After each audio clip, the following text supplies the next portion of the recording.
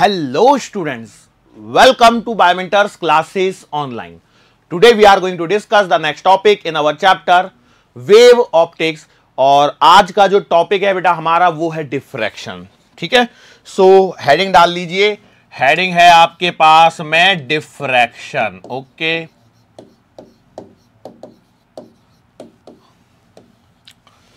Now अब वैसे मैं आपको बता दूं कि ऑलमोस्ट आज थियरी पार्ट को हम लोग यहाँ पे खत्म कर चुके होंगे. आज पूरा वेव ऑप्टिक्स का जो थियरी है जितना हमारे एनसीईआरटी में मेंशन है उतनी थियरी वगैरह हम लोग कर चुके होंगे और चैप्टर को थियरेटिकली हम लोग कह सकते हैं कि फिनिश हो जाएगा. इसके बाद में न्यूमेरिकल वाला पोर्शन बचा रहेगा. बुकलेट्स पे काम चालू है बेटा. अब डिफ्रैक्शन क्या होता है, कैसे हम लोग इसको समझते हैं, जरा इसको हम लोग अभी मूव ऑन करते हैं. Let us start the discussion about the diffraction. Diffraction में डिस्कशन स्टार्ट करते हैं. हम लोग एक सिंपल से एक एग्जांपल की बात करते हैं. मान के चलो यहां पर आपके पास में एक स्क्रीन है. ठीक है, यहां पर आपके पास में एक स्क्रीन है और हमारे पास में लेट से यहां पर एक ऑब्जेक्ट रखा हुआ है. ठीक है, ये आपका एक ऑब्जेक्ट है और यहां पर आपके पास में एक लाइट का सोर्स है. ठीक है, अब क्या हुआ, यहां से यदि लाइट निकलती है तो क्या ये लाइट्स कुछ इस प्रकार से निकलेंगी? यस और नो? भाई इसकी एक क्या बनेगी, शैडो बनेगी. ठीक है, और यहां से लाइट ऐसे तो जा ही रही है, ऐसा नहीं है कि नीचे लाइट नहीं जा रही है. जा रही है, नहीं जा रही है? तो आपने बोला सही बात है सर जी, जा तो रही है. तो हम लोग यदि इस स्क्रीन को देखें तो ये वाला एक सेक्शन है जहां पर हमें मिल रही है शैडो, जहां हमें मिल रही है शैडो. और यहां पर और नीचे देखो, ऊपर इस सेक्शन से नीचे और इस सेक्शन से ऊपर, सॉरी उल्टा बोल दिया, इस सेक्शन से ऊपर और इस सेक्शन से नीचे, ये वो सेक्शन है जहां पर आपको लाइट दिखाई दे रही है. तो मैं कह सकता हूं it is our illuminated region. ये कैसा रीजन है बेटा? इल्यूमिनेटेड मतलब प्रकाशित भाग है. एंड अगेन यहां पर भी आपको इल्यूमिनेटेड रीजन यहां पर देखने को मिलता है. और ये जो सेक्शन है वो है आपका ज्योमेट्रिकल शैडो, मतलब इस ऑब्जेक्ट की क्या बन रही है, यहां पर एक शैडो बन रही है. सो जनरली जैसा कि हम लोग जानते हैं light travels in a straight line. जब स्ट्रेट लाइन में ट्रैवल कर रही होगी तो कुछ ऐसा यहां पर हम लोगों को देखने को मिलता है. यदि इस ऑब्स्टेकल के पास में एक सोर्स को रख दिया जाए तो यह कहानी हमें देखने को मिलती है. या मान के चलो हम लोग अभी इसी कहानी को थोड़ा सा अलग तरीके से देखते हैं. देखो ये यहां पर हमारे पास में फिर से है एक स्क्रीन. फिर से क्या है? एक स्क्रीन है. अब हम लोग क्या करते हैं कि लेट्स से यहां पर और यहां पर हमारे पास में दो ऑब्स्टेकल रख देते हैं और इनके बीच में कहीं यहां रख दिया है आपका सोर्स. ठीक है, तो अब इस बार क्या होगा, इस बार लाइट बेटा यहां से ऐसे निकलेंगी. यस और नो? क्लियर है? थोड़ा सा देखिए, मेरा थोड़ा सा ऊपर नीचे हो गया, कोई बात नहीं, उतना आप समझदार हैं. सो अब इस बार यदि मैं देखूंगा तो मुझे क्या मिलेगा देखने को? देखो ये वो सेक्शन रहेगा. ठीक है, लो भाई क्लियर. सो इस सेक्शन में आप क्या पाते हैं? सेक्शन में आप पाएंगे कि भैया देखो यहां ये वाला पॉइंट और यहां पर ये वाला पॉइंट. ठीक है, इसके बीच का जो रीजन है वो है आपका इल्यूमिनेटेड रीजन. और इसके जो ऊपर वाला और नीचे वाला सेक्शन है, देखो ये इस बार इल्यूमिनेटेड रीजन आपको देखने को मिल रहा है. ऊपर में क्या है? तो ऊपर में आपको शैडो दिखने को मिलेगी, अंधेरा है. नीचे भी आपको अंधेरा देखने को मिल रहा है. ठीक है, ऐसा कुछ होना चाहिए और ऐसा होता है जब आपके पास में ये बड़ी चीजें होती हैं. मतलब ऑब्स्टेकल या ये जो सोर्स, ये जो स्लिट यहां पर बनाई है वो काफी बड़ी है. लेकिन फिर भी हम लोग क्या पाते हैं, थोड़ा सा यदि इनको ध्यान से देखें तो यदि मैं इसको मतलब इस सोर्स को ऐसे रख के देखूं तो हम लोग को कहीं हद तक पाते हैं कि जो शैडो वाला रीजन है या ये जो बोलूं ज्योमेट्रिकल वाला रीजन है, ये आपस में कहीं यहां पर क्या हो रहे होते हैं, मिक्स हो रहे होते हैं. बिल्कुल सिमिलर वे में यहां पर भी ऐसा ही हो रहा होता है. और ये जो लाइट है ना, ये जो इल्यूमिनेटेड रीजन है वो कहीं ना कहीं बढ़ जाता है compare to geometrical shadow region. Compare to geometrical shadow region. Basically इसका कारण क्या है कि यहां पर जो लाइट होती है वो किनारों से मुड़ती है, और जब ये जो लाइट है किनारों से मुड़ के ज्योमेट्रिकल शैडो रीजन में पहुंच जाती है, तो वहां पर भी थोड़ा सा पोर्शन हम लोगों को इल्यूमिनेटेड दिखाई देने लगता है, और इसी को हम लोग, इस फिनोमिना को हम लोग कहते हैं डिफ्रैक्शन। इस फिनोमिना को हम लोग कहते हैं डिफ्रैक्शन, और ये बहुत ही इंपॉर्टेंट फिनोमिना हमारे पास में निकल के आता है। ठीक है, अब यहां पर क्या हो रहा है कि हम लोगों ने जो फिनोमिना को बोला, बेंडिंग ऑफ द लाइट, कहां क्या कहा है, bending of the light at obstacles और स्लिट, दोनों ही केसेस में जब लाइट बेंड होती है उस फिनोमिना को हम लोग कहते हैं डिफ्रैक्शन। यदि इस फिनोमिना को समझना है तो एक सिंपल सा एग्जांपल करते हैं। आपके पास में मान चलो एक कॉटन का कपड़ा है, आप एक कॉटन का ये ले लीजिए, व्हाइट कलर का कोई तो भी कपड़ा वगैरह ले लीजिए, या फिर कोई दूसरा भी कपड़ा ले सकते हैं, ऐसा कोई जरूरी नहीं कि कॉटन का ही लो, और उसमें से आप सन को देखने की कोशिश कीजिए, तो आपको है ना वहां पर विब्ग्योर मतलब स्पेक्ट्रम जैसा दिखाई देने लगता है। ऐसा होता है कि नहीं होता है? सोचो, ऐसा आपने कभी ऑब्जर्व किया है? एक आप कपड़ा लीजिए, कपड़े में से आप सन को देखने की कोशिश कीजिए, तो आपको क्या पाते हैं कि आपको कलरफुल चीजें सी दिखाई देने लगती है। मतलब वहां पे क्या होता है, ये जो स्मॉल ये जो पतले से स्लिट्स होते हैं, भाई आप यदि किसी कपड़े को देखो तो कपड़ा कैसे बनता है, कोई ऐसा तो है नहीं ना ये पूरी की पूरी शीट है। यदि आपने कपड़े को ध्यान से देखा होगा कटिंग वटिंग होते हुए, तो इसमें क्या होते हैं, धागे होते हैं, छोटे छोटे धागे होते हैं, और ये धागे एक दूसरे के साथ में क्रॉसिंग में क्रॉस लिंक वे में बंधे हुए होते हैं। तो यहां पर कहीं ना कहीं ऐसे छोटे छोटे से क्या रह जाते हैं, स्लिट्स रह जाते हैं। यदि आप एक काम करो, अपने हाथ को ऐसे रखोगे, तो ऐसे भी रखोगे ना, तो इसमें पाओगे कि कहीं ना कहीं ऐसे छोटा सा स्लिट बनता है। देखो मेरा हाथों में तो बनता हुआ, देखो जिनके ये वाले सेक्शन मोटे होते हैं ना, थोड़े से क्या बोलते हैं ये यार, क्या बोलते हैं इसको, वैसे तो उंगली है पूरी की पूरी, पर इसके अंदर में ये जो जॉइंट है ना, इन जॉइंट, जिनके ये जॉइंट्स बड़े होते हैं ये यहाँ पे हड्डियों के बीच में, तो वहां पे आपको स्लिट्स बनते हुए नजर आते हैं कि नहीं आते हैं? कभी आपने देखा है? सर हमारी तो उंगली एकदम पतली सीख की तरह सीधी सीधी है, तो फिर आपको नहीं दिखाई देगा। ठीक है, तो मतलब जैसे मैंने ये वाले शेप की बात कही, ठीक है, मैंने जैसे ऐसे किया, तो मेरे आप यदि देख पा रहे होंगे, गौर से देखो, शायद आपको देखने को नजर आए, तो मेरे इसमें तो ये स्लिट जैसा स्ट्रक्चर बन जाता है। चलो ऐसे कर देता हूं, शायद इस बार आप थोड़ा सा और अच्छे से डिफरेंशिएट कर पा रहे हो। Yes, clear? भाई देख पा रहे हैं कि नहीं देख पा रहे? देखो मैं पूरा कर देता हूं। अब देखो ये वाला मत देख लेना, ये पता लगा अरे ये रहा, ऐसे नहीं करना है। ठीक है, चलो, तो इसमें क्या होता है, ये जो फिनोमिना है ना, ये भी डिफ्रैक्शन के कारण ही होता है। क्यों होता होगा, क्या इसको आप एक्सप्लेन कर सकते हैं? यस और नो? थोड़ा सोचिए और बोलिए। होता क्या है कि जब कभी भी आपके पास में ये जो स्लिट्स हैं या जो ऑब्स्टेकल्स हैं, ये यदि आपके जो लाइट रे है उसकी वेवलेंथ के ऑर्डर के होते हैं, तब उस स्थिति में ऐसा होता है कि हमारी लाइट रे क्या होती हैं, ये आपके किनारों से क्या होती है, बैंड हो जाती हैं। अब जब ये बैंड होके आगे बढ़ती हैं, तो देख आप समझ सकते हैं कि भैया रेड लाइट की वेवलेंथ अलग है, वॉयलेट लाइट की वेवलेंथ अलग है, तो ये अलग अलग, इनकी स्पीड भी अलग अलग है। तो ये सेम डिस्टेंस को जब ट्रैवल कराया जाता है, तो इसका हर एक का टाइम अलग अलग होता है। यस और नो? दूसरा, इनमें डेविएशन भी होता है, तो जब डेविएशन होगा तो हर एक का डेविएशन अलग अलग होगा, तो ये आपका कलर स्पेक्ट्रम जैसी चीजें दिख जाती हैं, और इस पैटर्न को हम लोग कहते हैं डिफ्रैक्शन। इसे क्या कहते हैं? डिफ्रैक्शन कहते हैं। बेसिकली डिफ्रैक्शन जो है हमारे पास में वो दो टाइप के होते हैं। Diffraction is of two types. कितने टाइप का डिफ्रैक्शन होता है? दो टाइप का डिफ्रैक्शन होता है। हालांकि पहले मुझे डिफ्रैक्शन की डेफिनेशन लिखनी चाहिए थी, लिख दूं क्या? इतनी देर से लिखी नहीं है तो आप लिख देते हैं। The bending of the light, the bending of light, the bending of light near the edges of an obstacle or slits, ठीक है, is called as diffraction, ठीक है। इसे हम लोग क्या कहते हैं? डिफ्रैक्शन कहते हैं। डिफ्रैक्शन कितने टाइप का है बेटा? डिफ्रैक्शन ये है आपका टू टाइप्स का। इसके कितने टाइप हैं?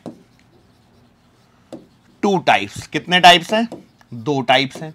अब ये जो दो टाइप्स हैं बेसिकली ये हैं आपके पास में, एक तो आता है फ्रॉनहोफर डिफ्रैक्शन। स्पेलिंग की टेंशन मत लेना, गलत हो भी जाए तो कोई फर्क नहीं पड़ने वाला है। और दूसरा होता है फ्रेस्नेल, ठीक है, फ्रेजनल डिफ्रैक्शन। ठीक है, दो टाइप के क्या हो गए, डिफ्रैक्शन हो गए। नाम आपके सामने रख दिए हैं, फ्रॉनहोफर डिफ्रैक्शन और फ्रेजनल डिफ्रैक्शन। यस और नो?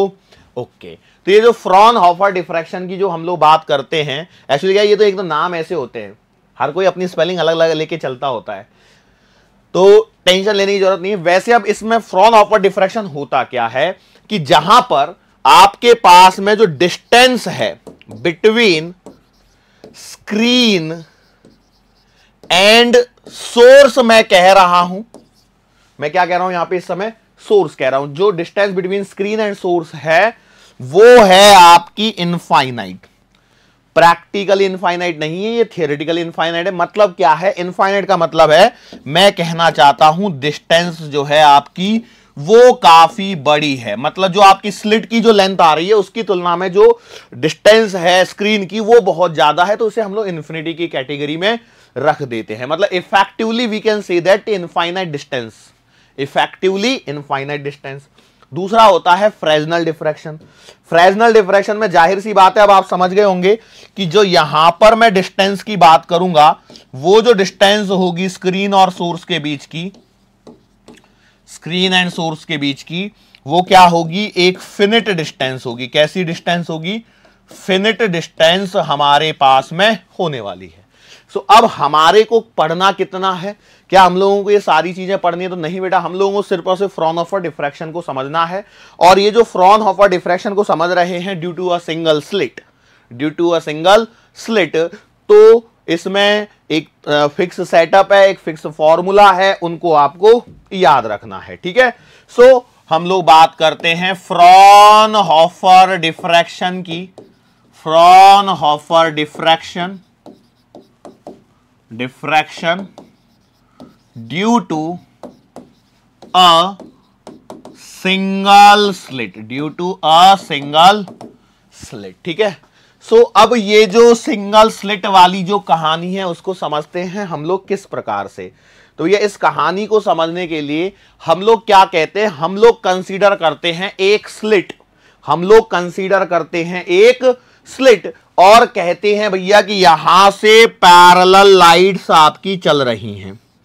ठीक है, ये है आपका एक स्लिट जिसका नाम आपको ए बी देना है तो ए बी दे दो, ए सी देना है तो ए सी दे दो, कुछ भी देना है, पी क्यू देना है तो पी क्यू दे दो। ठीक है, और इस स्लिट को एक काम करता हूं, थोड़ा सा अच्छा बना लेता है, एकदम अजीब सा लग रहा है ना। कोशिश करूंगा सीधी लाइन खिंच जाए, खिंच गई। अब जितनी भी बड़ी होने तो कोई फर्क नहीं पड़ रहा है। मैं क्या कह रहा हूं कि यहां से अब इतने स्लिट है तो यहां से ऐसे पैरेलल लाइंस हमारे पास में आने वाली हैं। आएंगी क्या? बिल्कुल आएंगी। अच्छा, सिर्फ पैरेलल लाइंस आएंगी क्या? ऐसा कोई जरूरी नहीं है। ये लाइंस आपकी मुड़ेंगी भी, मुड़ेंगी या नहीं मुड़ेंगी? तो आपने बोला बिल्कुल सही बात है।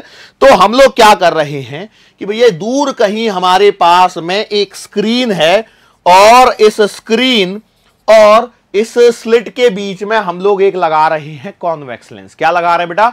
Convex lens. अब जैसे ही मैं कॉन्वेक्स लेंस की बात करता हूं तो मान लीजिए मैंने ये लगा दिया है एक कॉन्वेक्स लेंस। बोलो यस और नो। इसका एक सेंटर डिसाइड कर लेता हूं सी। तो जैसे ही मैं सेंटर डिसाइड करूंगा तो क्या होगा कि भैया मेरी जितनी भी लाइट हैं ये यहां से सीधी सीधी यहां पर पहुंचने वाली है। यहां से सीधी सीधी कहां पहुंचेंगी? यहां पहुंचेंगी। और जो हमारे पास में ये जो पॉइंट है ए और पॉइंट बी, यहां से जो लाइट्स निकल के आ रही हैं, हम लोग ऐसा मान रहे हैं कि भैया ये सारी की सारी लाइट रेज आपके इस पॉइंट पर पहुंच रही है। ठीक है, ऐसा सिचुएशन हमें देखने को मिल रहा है। ठीक है, this is the first situation. So इस पॉइंट पर यदि सारी की सारी लाइट्स पहुंच रही हैं तो हमारे पास में ये जो ए बी है, बेसिकली ये आपका सोर्स का काम कर रहा है और यहां से लेकर के यहां तक की जो डिस्टेंस है वो है कैपिटल डी। और ये जो ए बी डिस्टेंस है इसे हम लोग स्मॉल डी ले रहे हैं। That is the width of the slit. ये क्या है? Width of the slit.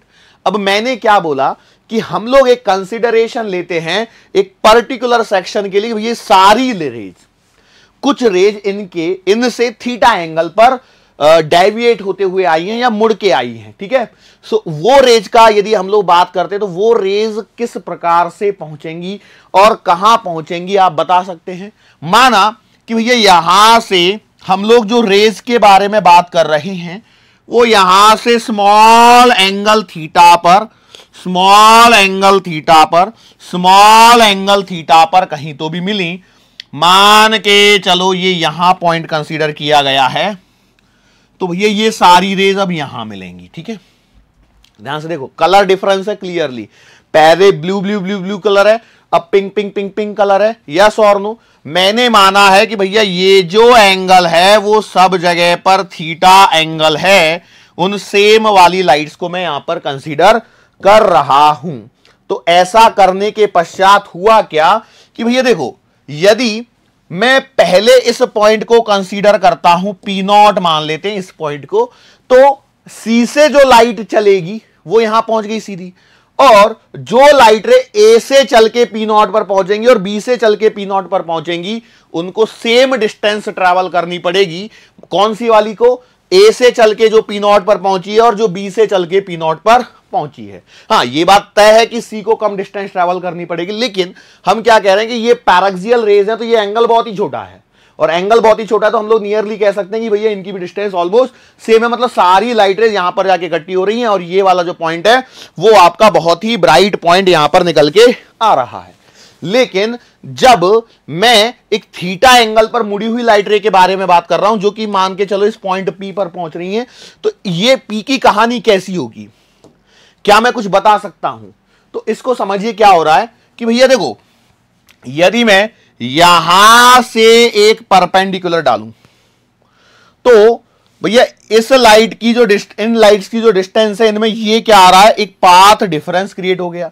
कैसे? ये एंगल थीटा तो ये वाला एंगल भी थीटा, तो भैया इसको यदि मैं डी मान लूं तो this is the, let's say ये पॉइंट है आपका ई, तो ये जो आपका पाथ डिफरेंस है बीई, ये है आपका डी साइन थीटा के बराबर। ये पाथ डिफरेंस कितने का निकल के आया? डी साइन थीटा के बराबर।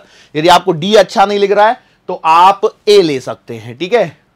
मैं सिंपल सी बात बोल रहा हूं, बीई बराबर डी साइन थीटा है, that is the path difference. जो पाथ डिफरेंस यहां है वैसा ही पाथ डिफरेंस यहां पर भी है, देखो। लेकिन यदि आप डायग्राम में देखोगे तो ये बड़ा बड़ा बड़ा बड़ा सा होता चला जाएगा, तो पाथ डिफरेंस आपको अलग अलग अलग अलग अलग अलग दिखाई देते चल सकता है। So BE is the path difference, और ये जो बीई जो पाथ डिफरेंस है, अब इस पाथ डिफरेंस से हम यदि कंपेयर करेंगे तो हमें पता लगेगा कि भैया ये जो पॉइंट P है ये मैक्सिमम इंटेंसिटी वाला पॉइंट है या मिनिमम इंटेंसिटी वाला पॉइंट है। क्या ये बात समझ में आ रही है? ओके, देखो चीजें बहुत आसान हैं, अपने मन से इसको हवा मत बनाओ, बस थोड़ा सा ध्यान दीजिए चीजों को। यदि आपको यहां पे कहीं कंफ्यूजन लगने लगा तो आप वापस जाइए और वापस से लौट के आइए। भाई ये फैसिलिटी आपके पास में है, आपको ऐसा नहीं है कि अब सर ने पढ़ाना चालू कर दिया, अब हम लोग ऐसे बैठे, अब चलो ठीक है यार, अब ये वाला टॉपिक तो निकल गया सर के ऊपर से, अब क्या करें। यू हैव अ सॉल्यूशन, आप वापस जाइए और फिर से वहां से कंटिन्यू कर लीजिए, तो आप पाएंगे कि आप भैया इसको फिर से देख पाएंगे। चलो एक बार क्विकली मैं रिवाइज करा देता हूं। फ्रॉनहोफर डिफ्रैक्शन की हम लोग बात कर रहे हैं, जिसमें हम लोगों ने बोला है कि भैया सोर्स और स्क्रीन जो है वो कंपैरेटिवली इनफाइनाइट डिस्टेंस पर है। इसका मतलब यह है कि ये जो स्लिट सोर्स है, ये जो स्लिट की जो विड्थ है डी, उसकी तुलना में ये जो कैपिटल डी है वो बहुत बड़ा है, तो हम लोग उसको कंपेयर कर पाते हैं और कह पाते हैं भैया इनफाइनाइट डिस्टेंस है। प्रैक्टिकली या थियोरेटिकली हम लोग इन सब चीजों को यहां पर कह रहे हैं, वास्तविकता में इनफाइनाइट डिस्टेंस पे तो कहां चले जाओगे, फिर कैसे देखोगे, फिर तो चीजों को ही ऑब्जर्व नहीं कर पाओगे, ठीक है। ओके, सो अब हमने क्या किया कि भैया पहले जो लाइट रेज को इनको इकट्ठा किया था वो P0 पॉइंट पर इकट्ठा किया था, तो यहां पर हमें मैक्सिमम इंटेंसिटी का पॉइंट मिल रहा था। बेसिकली यहां पर क्या होता है कि यहां पर सिचुएशन ऐसी है कि यहां पर फ्रिंजेस जो बनती हैं वो सर्कुलर पैटर्न में बनती हैं, ऐसा हम लोग कह सकते हैं, या फिर फ्रिंजेस मान लीजिए सीधी सीधी से स्पेक्ट्रम जैसा ही सिनारियो यहां पर बन रहा है।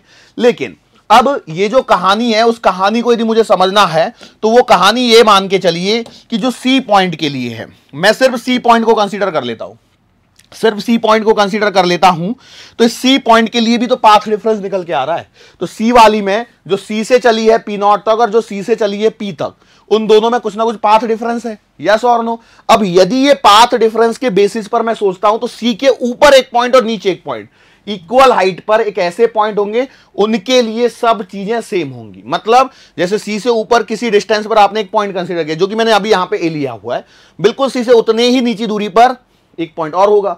दोनों के लिए कहानी सेम वे में चल रही होगी, और जब ये कहानी सेम वे में चल रही होगी तो मैं यहां पर कह सकता हूं कि जो साइन थीटा हमारे पास में निकल के आया है वो basically BE upon sine theta D लिखूंगा, तो ये परपेंडिकुलर डाला तो BE upon D, BE upon D या ए बी के बराबर में है। और ये जो पाथ डिफरेंस निकल के आता है जिसे हमने डी साइन थीटा मान लिया है, that is the BE path difference, ये यदि लैम्बडा का कोई मल्टीपल है, लैम्बडा का क्या है, मल्टीपल है, तो हमारे पास में जो सेकंड पॉइंट निकल के आता है वो मिनिमा होता है।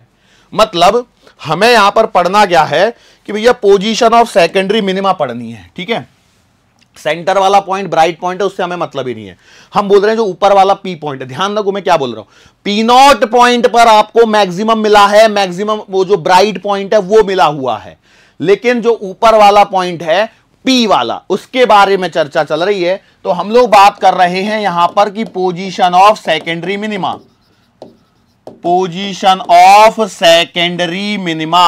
अब यहां पर हो क्या रहा है, हो ये रहा है कि भैया यदि ये पाथ डिफरेंस जो है डी साइन थीटा वो यदि लैम्बडा का इंटीग्रल मल्टीपल है तो आपको यहां पर मिलता है मिनिमा, और यदि लैम्बडा बाई 2 का मल्टीपल है तो आपको मिलता है मैक्सिमा। लेकिन उसको भी समझने के लिए हमारे पास में कुछ और चीजें होती हैं। वो क्या है, हम लोग इसको लैम्बडा का मल्टीपल कहने के बजाय हम लोग ये कहना पसंद करते हैं कि ये लैम्बडा बाई 2 का इवन मल्टीपल है। हम लोग क्या कहना पसंद करते हैं कि लैम्बडा बाई 2 का इवन मल्टीपल, ठीक है, क्लियर। तो even multiple of lambda by 2 का मतलब क्या हो जाएगा, 2n टाइम्स लैम्बडा बाई 2, तो 2 से 2 कट जाता है, तो इसलिए हम लोग इसे n लैम्बडा के फॉर्मेट में ही रिप्रेजेंट करते हैं। तो ये हमारे पास में यहां पर कहानी आ गई, तो डी साइन थीटा बराबर n लैम्बडा हो जाएगा। सो यहां पर हम लोग ये कंडीशन के बेसिस पर सारी कैलकुलेशंस आगे कर पाएंगे। क्या ये बात समझ में आ रही है, is it clear to you. अब ये तो हो गई पोजीशन ऑफ सेकेंडरी मिनिमा, लेकिन मान के चलो आपको चाहिए सेकेंडरी मैक्सिमा। अच्छा, ये सेकेंडरी वर्ड का मतलब क्या है, एक बात समझिए। जो सेंट्रल का ब्राइट पॉइंट मिला है उसके जस्ट बाद में आपको क्या मिलेगा, एक ऐसा पॉइंट मिलेगा जहां पर इंटेंसिटी क्या होगी, मिनिमम होगी, तो उसे मिनिमा कह रहे हैं। और सिंस फर्स्ट टाइम आपको सेंट्रल ब्राइट पॉइंट मिला है तो उसके बाद वाला है, इसलिए हम लोग इसे सेकेंडरी कह रहे हैं। एक ऊपर होगा और एक नीचे होगा, एक ऊपर होगा और एक नीचे होगा। अब वो जो मिनिमा वाला पॉइंट मिल चुका है उसके बाद में फिर क्या मिलेगा, मैक्सिमा मिलेगा। तो मतलब हम लोग बात कर रहे हैं पोजीशन ऑफ सेकेंडरी मैक्सिमा। बात समझ में आ रही है। सो पोजीशन ऑफ सेकेंडरी मैक्सिमा, तो ये किस प्रकार से निकालेंगे, तो भैया हम लोग कहेंगे डी साइन थीटा बराबर odd multiple of lambda by 2। तो हम लोगों को यहां पर लिखना है 2n plus minus 1 lambda by 2, plus ले लो माइनस ले लो, उससे कोई ज्यादा फर्क नहीं पड़ता है, पर जनरली अमूमन देखा गया कि प्लस ले लेते हैं। सो अब इसको, दिस इज द कंडीशन। अब इस कंडीशन के बेसिस पर आपके क्या बनेंगे, आपके बनेंगे क्वेश्चंस, यस और नो। क्या ये वाली बात आपको समझ में आ रही है। हाँ, अब इसको एडजस्ट करना है तो आप कर सकते हैं कि भैया साइन थीटा की value 2n plus 1 lambda upon 2d होनी चाहिए। मतलब आप कह सकते हो कि यहां से साइन थीटा की जो वैल्यू निकल के आ रही है वो निकल के आनी चाहिए 2n plus 1 lambda by 2d। और यहां से यदि आप निकालते हो तो यहां से बोलोगे sine theta should be equals to n lambda upon d। ठीक है, मैंने तो मेन कंडीशन सिखाई है। सवाल इन पर बनेंगे साइन थीटा बराबर 2n plus 1 lambda by 2d और साइन थीटा बराबर n लैम्बडा अपॉन d। भैया मैक्सिमा आ रहा है कि मिनिमा आ रहा है, ये आपको यहां पे समझ में आने लग जाएगा। n की जगह 1 रखोगे तो क्या पहुंच जाएगा, 3 पे पहुंच जाओगे, लेकिन 3 लैम्बडा बाई 2d आ जाएगा। अच्छा, ये 21 नहीं है, नहीं तो कई लोगों को तो ये 21 लग रहा होगा। मिटा के सही कर लेता हूं, इसको d बना देता हूं प्रॉपर वाला। लो भैया d, अब तो ठीक है। Minima maxima clear. अब जब हम लोग इसको स्क्रीन पर ऑब्जर्व करते हैं, जब हम लोग इसको स्क्रीन पर ऑब्जर्व करते हैं तो हमें क्या मिलता है, हमें देखने को मिलता है कि भैया जो सेंट्रल पॉइंट है उस सेंट्रल पॉइंट की तो इंटेंसिटी बहुत ज्यादा होती है, लेकिन उसके जस्ट बाद में इंटेंसिटी काफी क्या हो जाती है, डाउन हो जाती है। ये हम लोग पाते हैं अपने ऑब्जर्वेशन में, ठीक है। ऐसा कुछ तो भी हमें देखने को मिलता है, ये वाला पैटर्न, ठीक है। ये वाला पैटर्न हम लोगों को यहां पर देखने को मिलता है, किसका, इंटेंसिटी का। मतलब भैया जो सेंट्रल पॉइंट है, सेंट्रल मैक्सिमा में तो आपकी इंटेंसिटी भर भर के मिलती है, लेकिन उसके आजू बाजू वाले जो पॉइंट हैं वहां पर इंटेंसिटी बहुत ही स्ट्रांग वे में क्या हो जाती है, ड्रॉप हो जाती है। बहुत ही स्ट्रांग वे में क्या हो जाती है, ड्रॉप हो जाती है। और ये सेंट्रल मैक्सिमा हो गया, इसके बाजू में सेकेंडरी मिनिमा और ये वाले पॉइंट मिलते हैं। अब यदि मैं इस पॉइंट्स की बात करता हूं तो बेसिकली ये तो है आपका पी नॉट वाला पॉइंट जो कि सेंटर पे है, तो इसे सेंटर मान लेते हैं। लेकिन ये जो पॉइंट मिल रहा है, ये जो पॉइंट मिल रहा है, ये जो पॉइंट मिल रहा है, ये जो पॉइंट मिल रहा है, ये कहां मिल रहे हैं, कहां मिल रहे होंगे? तो भैया देखो, इधर चलते हैं, एन की जगह पुट करो, एन की जगह पुट करो। जैसे 1 पुट किया तो लैम्बडा बाई डी, फिर 2 पुट किया 2 लैम्बडा बाई डी, 3 पुट किया 3 lambda by D, and so on. वैसे ही जैसे यहां इस साइड में मिल रहे हैं वैसे दूसरी साइड में मिलेंगे। तो एक को प्लस और एक को माइनस ले लेते हैं। तो एक को प्लस और एक को माइनस लेने पर यह आएगा आपका लैम्बडा बाई डी, ये आएगा 2 lambda by D, and so on. और ये जो पॉइंट मिल रहा है ये मिलेगा माइनस लैम्बडा बाई डी, ये आपको मिलेगा माइनस का 2 lambda by D, and so on. Clear? मतलब ठीक है। अब हमारे मन में सवाल उठता है कि ये जो सेंट्रल मैक्सिमा मिला है उसकी विड्थ कितनी आती है, इस पर सवाल बनता है। चलो तो हम लोग एक हेडिंग डाल लेते हैं छोटी सी, और वो छोटी सी हेडिंग क्या है बेटा, ये हेडिंग है आपके पास में width of central maxima, width of central maxima, ठीक है। अब इसकी विड्थ कैसे निकालूं भाई, इसकी विड्थ कैसे निकालूं ये बताओ। How to calculate the width of central maxima? Very good question sir, कैसे निकालें आप बताओ। तो भैया देखो, सबसे पहले यदि मैं आपसे पूछूं तो ये जो विड्थ कंसीडर करी जाएगी वो कहां से कंसीडर करी जाएगी? सर नहीं पता हमें, हम कैसे बता दें कि कहां से कंसीडर करी जाएगी? तो एक बात बताओ, क्या ये मिनिमा से मिनिमा तक की विड्थ होगी? मतलब सर कि देखो यहां आपको मिनिमा मिल रहा है, यहां आपको मिनिमा मिल रहा है, क्योंकि यहां तो मैक्सिमा मिल चुका है। तो क्या यहां से लेकर के यहां तक की डिस्टेंस को ही तो मैं विड्थ बोलूंगा? यस और नो? कई लोग बोलेंगे यस सर, बोलेंगे तो कुछ कुछ ऐसा ही। तो फिर सर ये वाला पॉइंट लैम्बडा बाई डी कैसे हो गया? तो इसका मतलब ये पॉइंट लैम्बडा बाई डी होना चाहिए। बिल्कुल, जिसने इस पॉइंट को पकड़ लिया वो बहुत ही अच्छी बात है, नहीं पकड़ा उनको लिए मैं बता देता हूं, क्योंकि उनके दिमाग में तो अभी तक यही चल रहा है, अरे यार ये कैसे हो रहा है सर, मिनिमा की पोजीशन में रख रहे हैं। देखो मैं बताता हूं ये हो रहा होगा सर, रख तो मिनिमा को देख के रहे lambda by D 2 lambda by 3, और बोल इधर से रहे हैं मैक्सिमा से। बिल्कुल सही है ये बात। मतलब this is the lambda by D point, basically ये लैम्बडा बाई डी नहीं है, लैम्बडा बाई डी ये है, और माइनस लैम्बडा बाई डी ये नहीं है, ये है माइनस लैम्बडा बाई डी। तो इन दोनों के जो बीच की दूरी है वो है आपकी विड्थ ऑफ सेंट्रल मैक्सिमा। तो सर क्या इसका मतलब ये वाला पॉइंट भी गलत है? बिल्कुल गलत है। तो क्या ये वाला गलत है? बिल्कुल ये भी गलत है। ये बाजू वाले पॉइंट्स को होने चाहिए थे, जबकि कहां दिख रहे हैं? यहां दिख रहे हैं। मतलब मैक्सिमा पे मिनिमा के पॉइंट लगे हुए हैं, और आधे लोगों को हवा तक नहीं लगी।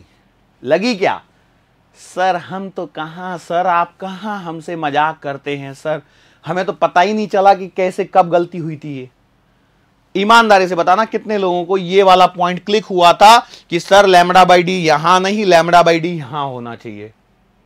बताओ, ईमानदारी से बताओ कितने लोगों को पता लगा था? सर काहे सर ईमानदारी की बातें करते हो, हम तो सिंपल सी बातें कर लो, वही खत्म हो जाएंगी। ओके चलो ठीक है। तो भैया विड्थ बता दो कितनी आएगी फटाफट। तो यहां से यदि आप देखते हो तो देखो ये लैम्बडा बाई डी की पोजीशन और ये लैम्बडा बाई डी की पोजीशन, तो कितनी आएगी बताओ विड्थ? सर यदि मैं यहां से कुछ देखता हूं तो मुझे विड्थ जो देखने को मिल रही है वो विड्थ मुझे lambda by D minus minus plus lambda by D, मतलब सर ये तो मुझे 2 लैम्बडा अपॉन डी देखने को मिल रही है विड्थ, जिसे मान ले तो मैं कैपिटल एक्स मान लेता हूं। क्या ये आंसर सही है? 2 lambda upon small D, 2 lambda upon small D, क्या ये लेंथ मेरी सही है? सर लग तो बिल्कुल सही सी रही है, लेकिन यहां पर क्या है ना, कुछ चीजें और हैं जिनको हम लोगों को समझना है। मतलब ये क्या है ना, ये जो है ना, ये आधा आंसर है, पूरा आंसर नहीं है। क्या ये बात समझ में आ रही है? यस और नो? मतलब सर, मतलब ये है कि यदि आपने ध्यान से देखा होगा फ्रॉनहोफर डिफ्रैक्शन को, तो उसमें एक पॉइंट आया था, क्या? स्लिट। स्लिट के बाद में कौन रखा हुआ था? लेंस। स्लिट के बाद में कौन रखा हुआ था? लेंस। बराबर है? बोला सर सही बात है। तो क्या मैं डायरेक्टली इस बेसिस पर आंसर दे सकता हूं? मैं डायरेक्टली इस बेसिस पर आंसर नहीं दे सकता, और उसके पीछे पूरा रीजन है आपका लेंस वाला। पूरा रीजन किसका है? लेंस वाला है। मतलब इस लेंस को हम लोगों को यहां पर समझना पड़ेगा किस प्रकार से ये काम कर रहा है, तभी हमें आइडिया मिलेगा। क्या ये बात सही है? ओके, तो समझते हैं बेटा फिर लेंस के कॉन्सेप्ट को किस प्रकार से अप्लाई करना है। देखो क्या हो रहा है, अरे हमने ये वाले डायग्राम से जो किया था इंटेंसिटी डिस्ट्रीब्यूशन से, और अब जो हमको करना है उसको जरा समझिए क्या हो रहा है। डिफरेंस क्या हो रहा है कि मैंने माना कि देखो ये P पॉइंट था, ये ब्राइट पॉइंट था, ठीक है, और ये वाला जो पॉइंट है वो कहां पे आ रहा है? लेट्स से वो सेकेंडरी मिनिमा की पोजीशन पे है। तो मैंने मान लिया भैया ये जो डिस्टेंस है वो है x। कितनी है? Small x। ठीक है, मैंने पहले कैपिटल x लिखा दिया, आपको ध्यान हो तो। ओके, तो इस वाले को देखें तो देखो क्या हो रहा है, यहां पर आपने एक पॉइंट पे यदि फोकस किया तो वो पॉइंट पे क्या फोकस किया होगा कि ये लेंस से जाने के बाद में ये लाइट रे यहां पर पहुंच रही हैं। यस और नो? बिल्कुल सही बात है। तो इसका मतलब कहीं ना कहीं ऐसा नहीं है क्या कि यार ये जो पॉइंट है वो फोकस पॉइंट है?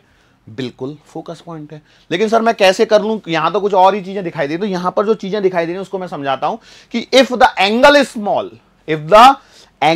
Small and screen is far away from the source, then हमारे पास में ये बनेगा एक छोटा सा ट्राइंगल,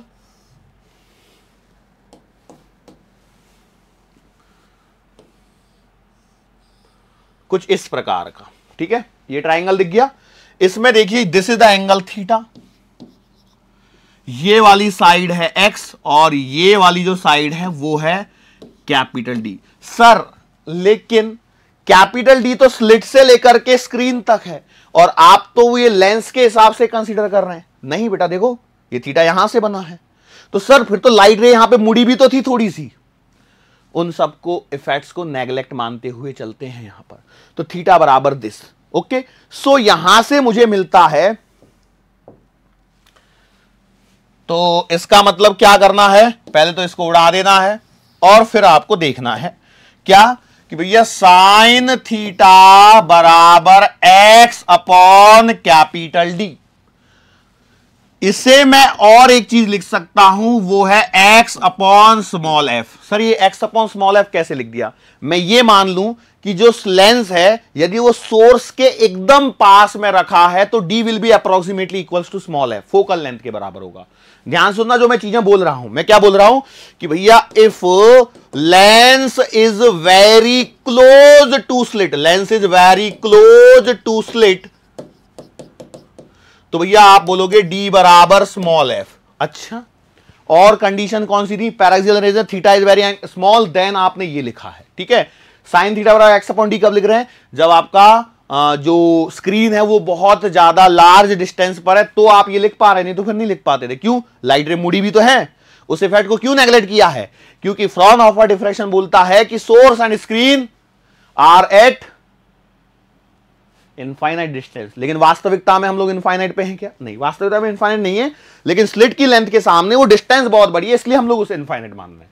तो इसके कारण ये चीजें आ रही हैं बेटा, इस बात को ध्यान रखना, नहीं तो फिर गड़बड़ी हो जाएगी। ठीक है, नहीं तो कई लोग बोलेंगे डेरिवेशन कहां से अचानक से बीच में आ गए, ये तो समझ में नहीं आया। क्यों आएगा? पॉइंट्स को ध्यान से सुनोगे तो आएगा, नहीं तो नहीं आएगा बेटा, सिंपल सी बात है। तो साइन थीटा बराबर एक्स अपॉन डी कहां से आई, ये समझ में आ गया। अच्छा, तो अब ये वाली एक चीज हो गई। तो यहां से मैं इतना तो जरूर कह सकता हूं कि भैया एक कंडीशन तो ये हो गई। दूसरी कंडीशन जो है वो साइन थीटा की एक और कंडीशन है, यदि आपको पता हो तो। सर ये कौन सी कंडीशन है? अब सोचो और लगाओ उसी डायग्राम के अंदर में जाके सोचो, यहां पर थोड़ा साइन थीटा के बारे में सोचो। सर नहीं सोच पा रहे हम लोग, तो हम तो सोच ही नहीं पा रहे हैं। अच्छा, साइन थीटा बराबर आपको बी अपॉन डी दिख रहा है क्या? सर बी अपॉन डी तो दिख रहा है, पर उसका क्या फायदा? फायदा मैं बताता हूं।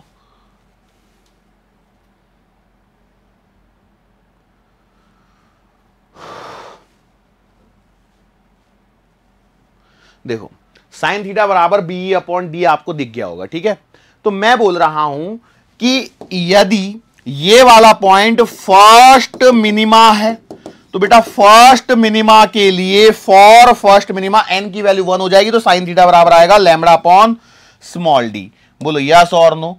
तो आपने बोला अच्छा ये कहानी है, तो ये है इक्वेशन नंबर 1, ये है इक्वेशन नंबर 2। तो इन दोनों इक्वेशंस को यदि मैं देख देता हूं तो मुझे मिलता है एक्स अपॉन कैपिटल डी बराबर लैम्बडा अपॉन स्मॉल डी।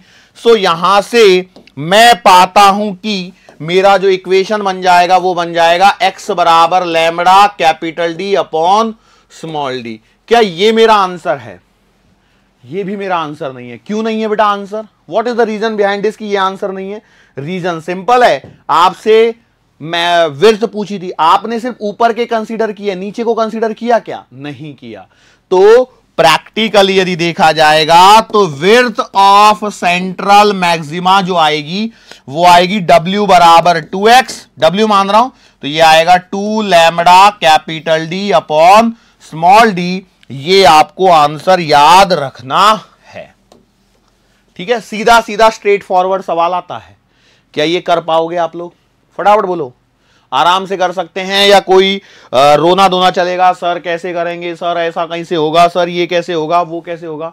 कोई डरने की जरूरत नहीं है, आराम से किया जा सकता है। 2 lambda capital D upon small D formula आपको याद रखना है। ठीक है, अब हम लोग आगे बढ़ते हैं। देखो अपने टॉपिक में थोड़ा सा आगे बढ़ रहे हैं हम लोग, और हम लोग बात करते हैं रेलेव क्राइटेरिया के बारे में। और ये जो रेलेव क्राइटेरिया है, बेसिकली मेन पॉइंट क्या होता है कि जब कभी भी ज्योमेट्रिकल ऑप्टिक्स के अनुसार, ज्योमेट्रिकल ऑप्टिक्स के अनुसार जो हमारी जो रे ऑप्टिक्स जो हम लोग पढ़ते हैं उसके अनुसार हमारे पास में यदि एक पॉइंट ऑब्जेक्ट है तो उसकी जो इमेज बनती है किसी भी ऑप्टिकल इंस्ट्रूमेंट से, वो एक पॉइंट इमेज होनी चाहिए। होती है कि नहीं वो अलग मुद्दा है, उसमें डिफेक्ट्स आते हैं, वो बहुत सारे डिफेक्ट्स मैंने आपको बताए हुए हैं रे ऑप्टिक्स में। तो मैंने क्या बोला, एक पॉइंट ऑब्जेक्ट की जो इमेज बननी चाहिए वो पॉइंट ऑब्जेक्ट की इमेज पॉइंट ऑब्जेक्ट ही होनी चाहिए। लेकिन वास्तविकता में क्या होता है कि यहां पर जब ये जो लेंस हम लोग यूज करते हैं उस लेंस के कारण क्या हो जाता है, उस लेंस के कारण क्या हो जाता है, डिफ्रैक्शन हो जाता है। आप देखिए अभी मैंने जो डिफ्रैक्शन पढ़ाया, फ्रॉनहोफर डिफ्रैक्शन, उसमें क्या हो रहा था, उसमें यही हो रहा था ना कि भैया यदि मेरे पास में एक सिंगल पॉइंट है, सिंगल स्लिट है, छोटा स्लिट है, वहां से लाइट रे निकली तो they will come parallel from this, और उसके बाद लेंस से होके कहां पे पहुंची, वहां स्क्रीन पर पहुंची, यस और नो। तो वहां पर वो जो ब्राइट डार्क और ये सब बन रहा है पैटर्न, तो इसका भी तो ऐसे ही होगा ना, कुछ होगा या नहीं होगा? क्योंकि हम लोग जो स्टडी करते हैं उसमें ये कंसीडर करते हैं कि इस ऑब्जेक्ट पर बाहर से कहीं से लाइट नहीं गिर रही है, it is itself luminous object, मतलब ये खुद ही लाइट्स को क्या कर रहा है, एमिट कर रहा है। और यदि ऐसा हो रहा है तो यहां पर हमें डिफ्रैक्शन होना ही होना है। तो अब इस डिफ्रैक्शन को तो अवॉइड नहीं कर सकते। तो अब हम लोग क्या कह रहे हैं कि इस पॉइंट ऑब्जेक्ट के कारण, मतलब यदि मैं एक ल्यूमिनस पॉइंट ऑब्जेक्ट कंसीडर करूं, ल्यूमिनस सोर्स कंसीडर कर, ल्यूमिनस पॉइंट ऑब्जेक्ट यदि मैं इसे कंसीडर करता हूं तो इसकी जो इमेजेस बनेंगी मुझे यहां पर, मान चलो इसकी जो इमेजेस यहां पर जो फॉर्म होंगी उसमें क्या होगा कि भैया बीच में तो एक डार्क ऐसा गोला हो जाएगा, फिर उसके बाद में फिर थोड़ा सा देखो ऐसे कुछ ऐसे आपके पास में ये बनने लगेंगी। ठीक है, मैं इसको डबल लाइन जो ट्रिपल लाइन फेर रहा हूं ना, ये इसका मतलब ये है कि एक तो सेंट्रल में एकदम डार्क पॉइंट बनेगा, उसके बाद में फिर अंधेरा, फिर एक रिंग बनेगी, फिर खाली, फिर रिंग बनेगी, फिर खाली, और इस प्रकार का स्ट्रक्चर देखने को मिलेगा, क्योंकि जो लेंस है वो एक सर्कुलर अपर्चर की तरह काम करेगा, और इसमें से जब लाइट रे पास होकर निकलेंगी so they will bend at the edges, और बेंड होंगी तो बेटा यहां पर डिफ्रैक्शन का फिनोमेना हमको देखने को मिलने ही वाला है। ठीक है, तो यदि मैं दो ऑब्जेक्ट्स को पास पास में रख दूंगा तो मुझे तो परेशानी हो जाएगी भाई। यदि एक ऑब्जेक्ट रखा तो ये कहानी होगी, मान चलो दो ऑब्जेक्ट रख दिए यहां पे, तो अब इन दो ऑब्जेक्ट्स के कारण क्या होगा, इसके कारण भी कुछ होगा, अरे होगा या नहीं होगा, तो कुछ ऐसा हो गया मान चलो, फिर इसके बाद में कहीं ऐसा हो गया मान के चलो, फिर कहीं ऐसा हो गया मान के चलो। क्या आप इन्हें आइडेंटिफाई कर पा रहे हैं? क्या आप इन्हें डिस्टिंग्विश कर पा रहे? नहीं कर पा रहे। तो वो मिनिमम डिस्टेंस जो दो पॉइंट्स ऑब्जेक्ट के बीच में होनी चाहिए ताकि उनकी बनने वाली इमेजेस को डिस्टिंग्विश किया जा सके, उसे कहा जाता है लिमिट ऑफ रिजोल्यूशन, और उस ऑप्टिकल की इस क्षमता को कहते हैं रिजॉल्विंग पावर। ध्यान सुनना, लिमिट ऑफ रिजोल्यूशन और resolving power, this is our last topic in this chapter, और यहां पर चैप्टर खत्म होने के आसपास में पहुंच गया है। तो पहला पॉइंट है आपके पास में लिमिट ऑफ रिजोल्यूशन। देखो रिजोल्यूशन का यहां पर मतलब क्या है कि इमेजेस को रिजॉल्व किया जा सके। रिजॉल्व किया जा सके मतलब क्या है, जैसे हम लोग बोलते हैं ना मैकेनिक्स के अंदर में बोलते हैं forces can be resolved into their components, ऐसा स्टेटमेंट यूज करते हैं। उसका बेसिक मतलब क्या है कि एक फोर्स जो 3 डायमेंशनल ज्योमेट्री में है या 2 डायमेंशनल ज्योमेट्री में है, उसके एक्स एक्सिस के अलोंग कंपोनेंट निकाल लो, वाई एक्सिस के अलोंग कंपोनेंट, ऐसे करते हैं ना, मतलब उसे ब्रेक कर देते हैं। लेकिन यहां पर जो रिजॉल्विंग का मतलब है कि भैया कि जो दो पॉइंट ऑब्जेक्ट है उनकी जो इमेजेस बन रही हैं वो जस्ट सेपरेटेड हम उन्हें डिस्टिंग्विश कर सकें, तो वो मिनिमम दूरी को हम लोग कहते हैं लिमिट ऑफ रिजोल्यूशन। और किसी भी ऑप्टिकल इंस्ट्रूमेंट की ये जो पावर होती है इसे कहते हैं रिजॉल्विंग पावर। इसे क्या कहते हैं? रिजॉल्विंग पावर कहते हैं। और बेसिकली देखा जाए तो resolving power is what, nothing but the reciprocal of limit of resolution. Resolving power क्या होती है? Reciprocal of limit of resolution ही होती है, कुछ अलग नहीं होता है। अब इसको हम लोग पहचानते कैसे हैं? तो इसको इसी पैटर्न से ही हम लोगों को समझना है, कुछ नया कुछ नहीं करने वाले हैं। मैं पहले ही बता देता हूं, लिमिट ऑफ रिजोल्यूशन को एक बार डिफाइन कर देता हूं। लिमिट ऑफ रिजोल्यूशन क्या है?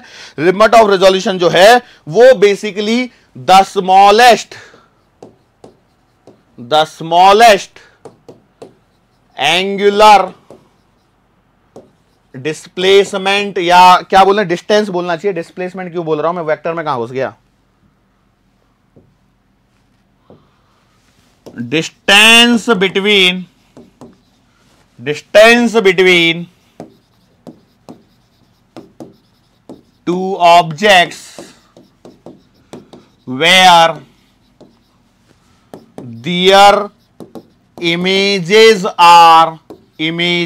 आर जस्ट रिजॉल्व मतलब उन्हें जस्ट मैं डिस्टिंग्विश कर पा रहा हूं, वो है आपकी रिजॉल्विंग लिमिट ऑफ रिजोल्यूशन। और जो रिजॉल्विंग पावर आती है, रिजॉल्विंग पावर वो क्या होती है? रिजॉल्विंग पावर क्या है भैया? रिजॉल्विंग पावर है reciprocal of limit of resolution. Reciprocal of limit of resolution को हम लोग कहते हैं resolving power of any optical instrument. अब ये जो रिजॉल्विंग पावर जो है या जो लिमिट ऑफ रिजोल्यूशन है, इसमें हमारे पास में क्या होता है कि जस्ट इमेजेस कब रिजॉल्व हुई हैं और ओवरलैप कब हुई हैं, और एक सिचुएशन आती है जहां पर क्या बोलते हैं उसको, अनरिजॉल्व है। एक तो अनरिजॉल्व हो गई, एक जस्ट रिजॉल्व है, और एक वेल रिजॉल्व है। एक बात को ध्यान सुनना, मैं क्या बोल रहा हूं, images just resolve, images well resolve और इमेजेस अनरिजॉल्व। तो इसको समझना है तो आपको इंटेंसिटी डिस्ट्रीब्यूशन का ग्राफ समझना पड़ेगा। इंटेंसिटी डिस्ट्रीब्यूशन का ग्राफ मतलब क्या है? जैसे यहां पर हमारे पास में आपने देखा, ये आपको एक पैटर्न देखने को मिल रहा है, ठीक है, ये एक पैटर्न बना दिया, तो ऐसे इधर में बनाओ, ठीक है। तो भैया ये एक पहले ऑब्जेक्ट के लिए कर लिया। अब बिल्कुल इसके जैसा ही किसी दूसरे ऑब्जेक्ट को यदि मैं इसके पास में कहीं रख देता हूं और मैं पाता हूं कि, अच्छा कलर दूसरा लेना पड़ेगा, मैं पाता हूं कि भैया ये यहां पर, ये देखो ये गुड़मुड़ हो गई क्या, ये गुड़मुड़ दिख रही है क्या, तो भैया देखो ये यहां पर क्या हो रहा है, इसका और इसका ब्लू और रेड को देखो, ये क्या हो गया, आपस में गुड़मुड़े हुए। गुड़मुड़ का मतलब समझ में आता है ना, देसी भाषा कह रहा हूं मैं, तो यूज कर रहा हूं। गुड़मुड़ का मतलब है ये एक दूसरे में क्या हो गई, ये पहले वाले की इमेज और ये दूसरे वाले, रेड वाली जो है वो पहले ऑब्जेक्ट की इमेज मान लो, जो ब्लू वाली है वो दूसरे ऑब्जेक्ट की इमेज मान लो, ये क्या हो गई, एक दूसरे के अंदर में समा गई। तो ऐसे पैटर्न को बोला जाता है अनरिजॉल्व्ड इमेजेस। ये क्या है, अनरिजॉल्व्ड इमेजेस हैं, मतलब ये डिस्टेंस इतनी सफिशिएंट नहीं है कि इससे बनने वाली जो इमेजेस हैं वो प्रॉपरली रिजॉल्व हो सके। क्या ये बात समझ में आई? ओके। अब वेल रिजॉल्व कैसी होती हैं, तो वेल रिजॉल्व को यदि आपको समझना है तो इनके बीच की डिस्टेंस को और बढ़ा दो पहले, ठीक है, इनके बीच की डिस्टेंस को और थोड़ा सा बढ़ा दो, ठीक है, ये आपके पास में, ठीक है, ऐसा बना दिया और ये भी ऐसा इधर में चला गया, ठीक है, ये आपका पहला हो गया। अब मैं क्या कर रहा हूं, दूसरा वाला जो बना रहा हूं, देखो जो दूसरा वाला बना रहा हूं वो कुछ ऐसा बन रहा है यहां पर कि भैया देखो ये आपके पास में ये इधर चला गया और ये इधर में यहां पे ऐसे चला गया, ठीक है। तो इसके अब देखो मैं डायग्राम बनाने समय थोड़ा सा तो ऐसा होगा कि थोड़ा बड़ा छोटा बनते ही है।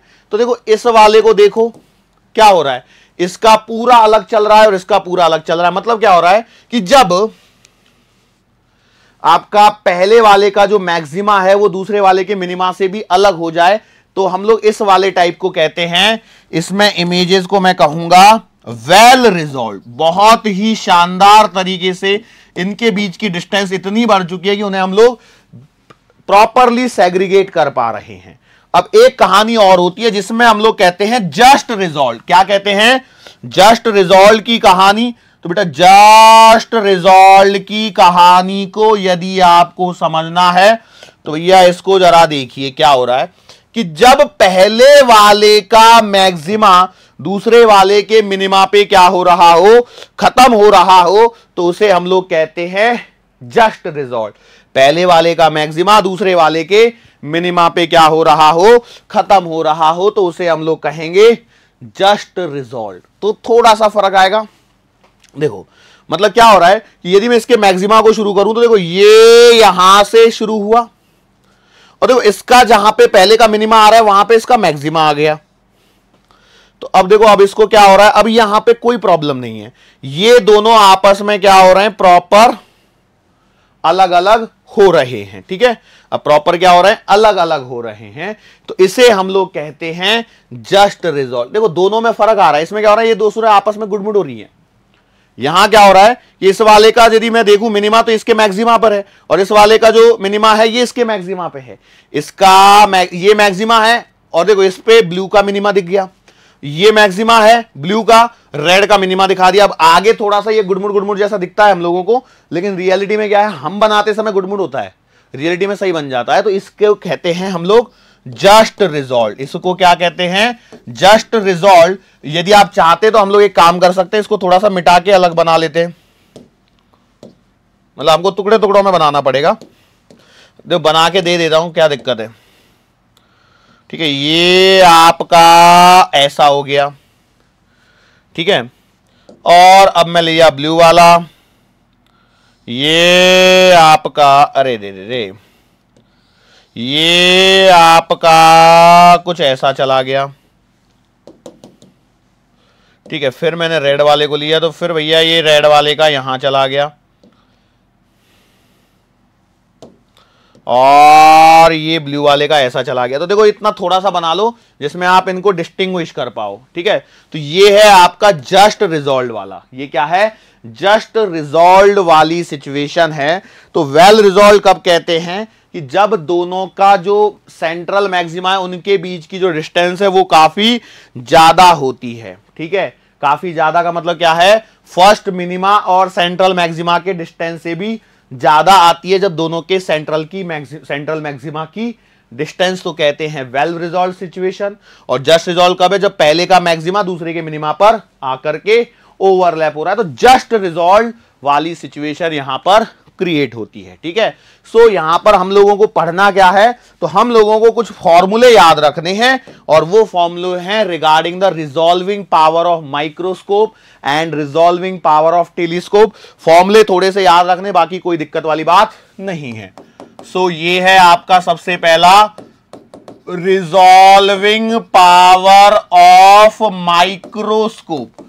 सबसे पहले हम लोग बात कर रहे हैं माइक्रोस्कोप के बारे में। ठीक है, तो हम लोग माइक्रोस्कोप, सिंपल माइक्रोस्कोप यदि आपके पास में होता है तो उसमें क्या होता है, एक कॉन्वेक्स लेंस होता है, यस और नो। मैं बोला ठीक है, मान के चलो ये लेंस हम लोगों ने यहां पर ऐसा कंसीडर कर लिया। ठीक है, अब इसकी स्क्रीन पर, सॉरी अच्छा ये टेढ़ा बनाया क्या इधर से बनाते समय, ओके ठीक है सीधा कर लेता हूं, ये मैंने ऐसा कर लिया। ठीक है, अब मान के चलो यहां पर कहीं कोई एक पॉइंट ऑब्जेक्ट है ए, ठीक है, इसकी कहीं यहां पर इमेज बन गई ए डैश,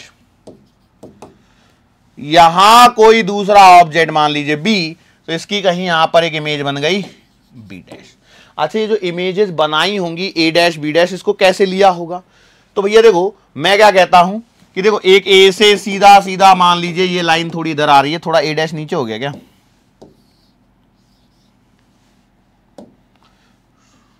ठीक है, थोड़ा बड़ा छोटा कोई दिक्कत वाली बात नहीं है, इतना तो आप समझदार हो। ठीक है, मैंने एक लाइट रे यहां से डाली, ये यहां आ गई, एक लाइट यहां से डाली, ये यहां आ गई, ये आपका ए बन गया, ए का इमेज ए डैश पे बन गया।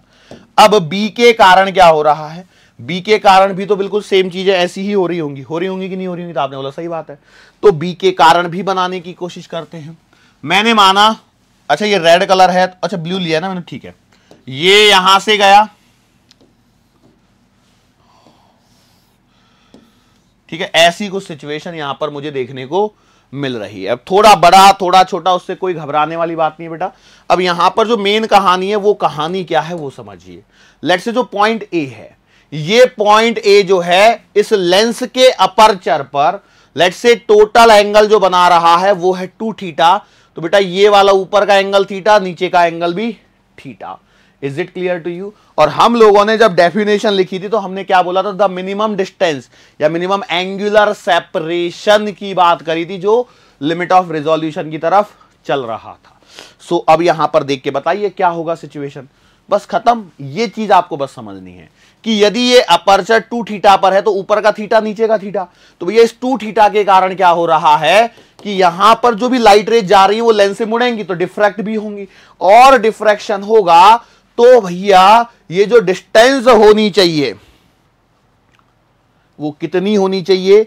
यहां पर एक सिचुएशन आती है, हम लोग इसको थीटा ले रहे हैं, हो सकता है कि कई जगह आपको अल्फा देखने को मिले, तो हम लोग कहते हैं कि जो लिमिट ऑफ रिजोल्यूशन है, ये जो लिमिट ऑफ रिजोल्यूशन है इसे हम लोग स्मॉल डी से रिप्रेजेंट करते हैं। This D should be equals to 1.22 lambda upon 2 sine theta. ध्यान रखना मैंने टोटल एंगल 2 थीटा लिया है तो उसका आधा होना चाहिए। कई बार क्या करते हैं एग्जामिनर क्या कहता है कि भैया अपर्चर का एंगल 30 डिग्री है या 60 डिग्री है, तो 60 डिग्री है मतलब आपको 60 डिग्री है मतलब आपको 30 कंसीडर करना है। यही सवाल में गलती होती है। 1.22 लैम्बडा अपॉन 2 साइन थीटा कब है, जब ये वाली सिचुएशन यहां पर निकल के आती है। ठीक है, लेकिन यहां पर एक पॉइंट और आता है। देखो ये जो हम लोग कहानी पढ़ रहे हैं ना, ये जो कहानी जो आ रही है लिमिट ऑफ रिजोल्यूशन की, ये किसके लिए आ रही है, ये तब आ रही है, देखो लिमिट ऑफ रिजोल्यूशन फॉर्मूला सही है, डी बराबर 1.22 लैम्बडा अपॉन 2 साइन थीटा। ये कहानी है तब, कंडीशन है एक, क्या है, एक कंडीशन है कि भैया object is self luminous, object is self luminous. लेकिन भैया हम लोग जानते सारे ऑब्जेक्ट तो सेल्फ इल्यूमिनस नहीं हो सकते, उन पर लाइट कहीं ना कहीं से आके गिरेगी और इसके कारण वो इल्यूमिनेट होंगे। ध्यान रखना मैंने 1.22 लैम्बडा अपॉन 2 साइन थीटा लिखा है। मैं आप यदि बुक्स के अंदर में देखोगे तो 2 से डिवाइड करके 0.66 लिख देते हैं यहां पे, सॉरी 0.61 लिख देते हैं यहां पे। बुक्स के अंदर में फॉर्मूला देखने को मिलेगा 0.61 lambda upon sine theta.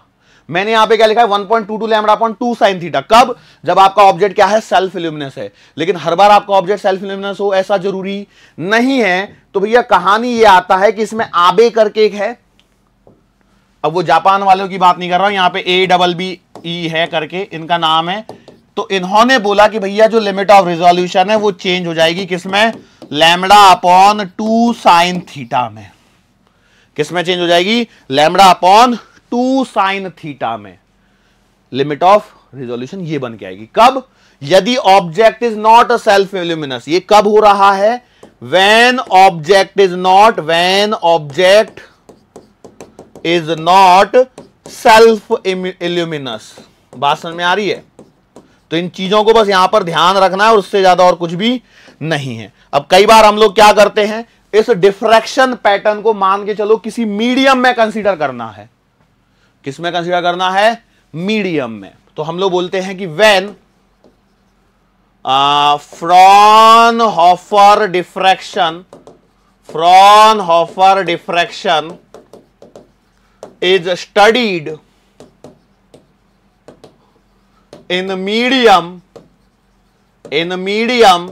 of refractive index mu। तो क्या हो जाएगा, तो उस केस में आपका जो D आएगा वो आएगा lambda upon 2 mu sine theta. क्योंकि भैया देखो अब ये कहानी अब इसमें कन्वर्ट हो जाएगी। ये सारी कहानी किसके लिए, माइक्रोस्कोप। देखो मैं क्या बोल रहा हूं, यदि ऑब्जेक्ट खुद से सेल्फ इल्यूमिनस है तो ये 1.22 लैम्डा अपॉन 2 साइन थीटा, इसका डेरिवेशन नहीं करना है हमको, ये लॉ है, लॉ के बेसिस पर आया, प्रैक्टिकल एक्सपेरिमेंट करके ही निकाल के दिया है।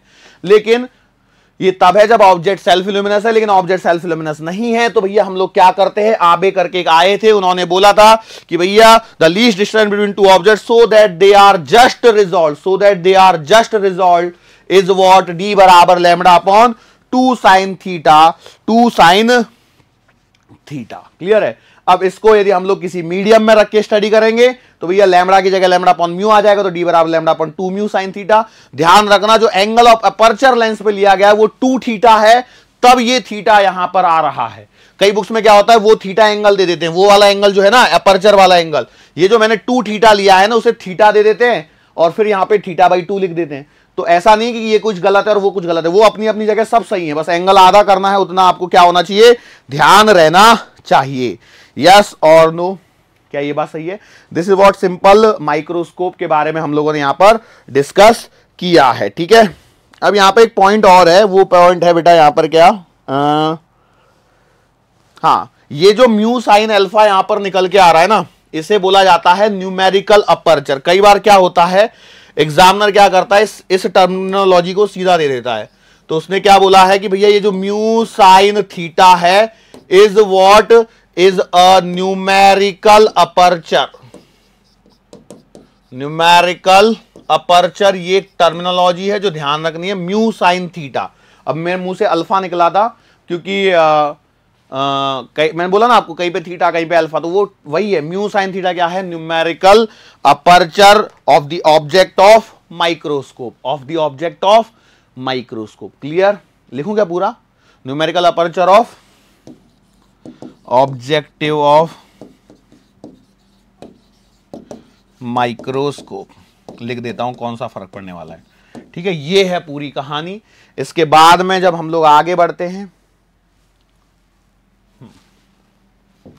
तो लास्ट पॉइंट बचता है, और वो बचता है किसके लिए, टेलीस्कोप के लिए। किसके लिए बचता है, टेलीस्कोप के लिए। कहानी बिल्कुल वैसे ही चलती है, इसमें कोई अलग से कुछ अलग ऐसा नहीं है कि जहां पर कुछ मैं नया कुछ कराने वाला हूं, बिल्कुल वही रहेगा। बस यहां पर क्या हो रहा था कि यहां पर मैं एक पॉइंट ऑब्जेक्ट को रख के दिखा रहा था, लेकिन जब मैं टेलीस्कोप की बात करूंगा तो टेलीस्कोप किसके लिए यूज किया जाता है, दूर की चीजों को देखने के लिए। तो इसका मतलब क्या होगा कि ये लाइट रेज जो है वो इनफाइनाइट से आएंगी। कहां से आएंगी, इनफाइनाइट से आएंगी, और इनफाइनाइट से आकर के वही सिचुएशन फिर से बनेगी। मतलब कि जैसे यहां पर मैंने एक लेंस बना लिया, मैंने इस लाइट को ले लिया, ये आपकी स्क्रीन बना ली, जो हम लोगों ने डिफ्रैक्शन में देखा था वही वाली चीजें हैं कि भैया कहां से आ रही है मुझे कुछ नहीं पता, लेकिन यहां पर आकर के मिल रही हैं। ले ये आई, ये यहां पर मिली, ये आई, ये यहां पर मिली। ठीक है, ये आप लोगों ने पहले वाला केस बना लिया। ठीक है, इस पॉइंट को P1 मान लेते हैं। दूसरी वाली जो लेता हूं उसको थोड़ा सा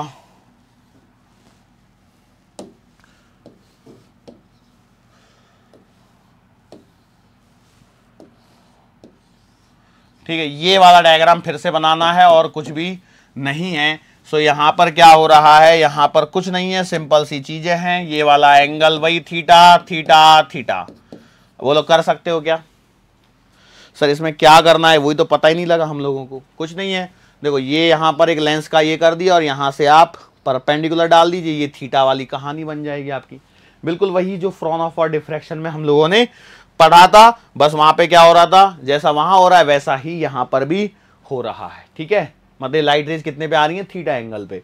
तो इस केस में भी आपके पास में जो क्या बोलते हैं डिफ्रैक्शन पैटर्न मिलना है वो सेम रहेगा। जो टेलीस्कोप की जो क्या बोलते हैं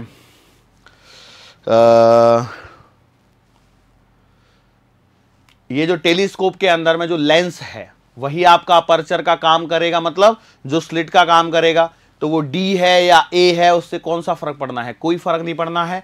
ये एंगल स्मॉल है, स्मॉल एंगल के लिए थीटा ले लिया, तो भैया ए इंटू थीटा बराबर क्या लिखते थे हम लोग, डी साइन थीटा बराबर एन लैम्बडा। तो यहां पर आ जाएगा lambda, so theta will be equals to lambda upon A लिख लो या डी लिख लो, जो भी आपको उचित लगे। ये डिस्टेंस कितनी है, डी या ए। अब सिंस अपर्चर यूज कर रहे हैं वर्ड, तो हम लोग ए ले रहे हैं, तो लैम्बडा अपॉन ए आ जाएगा। ये है आपका क्या, लिमिट ऑफ रिजोल्यूशन।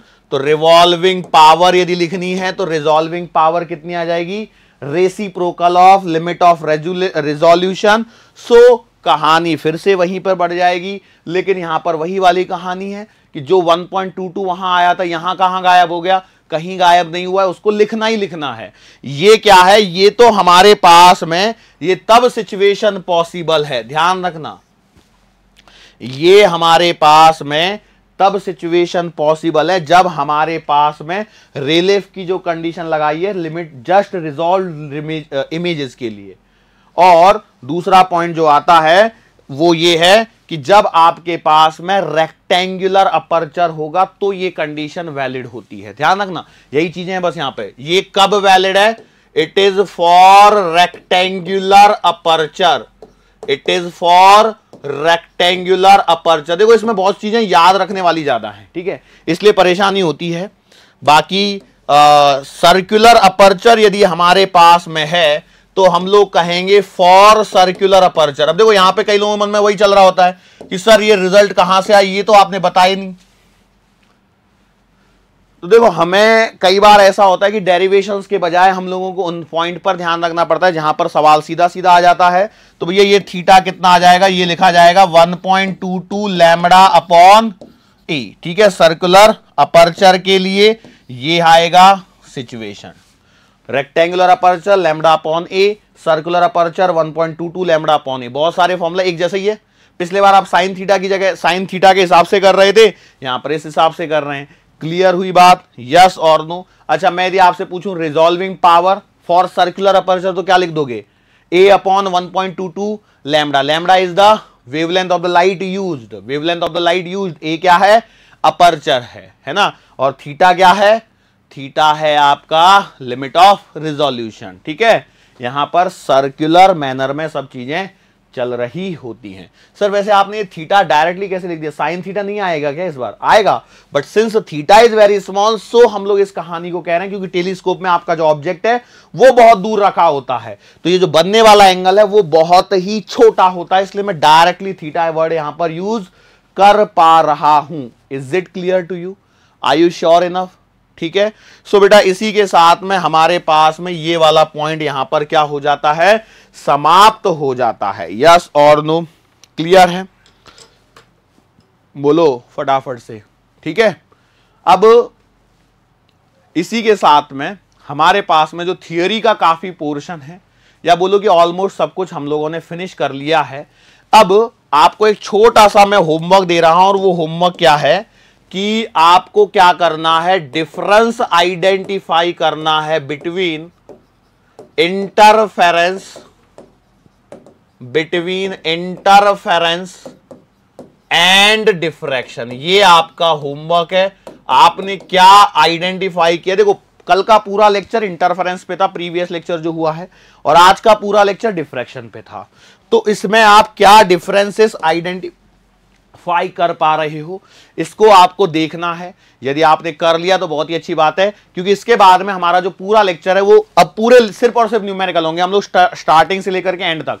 मतलब देखो, पहला जो हम लोगों ने थियरी वाला लेक्चर लिया था, पहला लंबा सा, उसमें से तो कोई ज्यादा न्यूमेरिकल बन नहीं रहे। मालूस लॉ पे मैंने न्यूमेरिकल हैंड टू हैंड करवा दिया था, और पोलराइजेशन वगैरह पे जो एंगल न्यूमेरिकल बन सकते थे वो मैंने हैंड टू हैंड करवा दिए थे। तो पूरा लेक्चर जो YDAC से रिलेटेड है और डिफ्रैक्शन से रिलेटेड है, वो सारे न्यूमेरिकल्स को हम लोगों को एक लेक्चर में कवर करना है, और फिर क्लास 12th का वेव ऑप्टिक्स चैप्टर वहां पर आपका समाप्त हो जाएगा। ठीक है। सो बेटा, आज के लिए हम लोग अब इस लेक्चर को यहां पर रोकते हैं। आज के लिए बस इतना ही। मुलाकात फिर से होगी आने वाले अगले लेक्चर के दरमियान। सो तब तक के लिए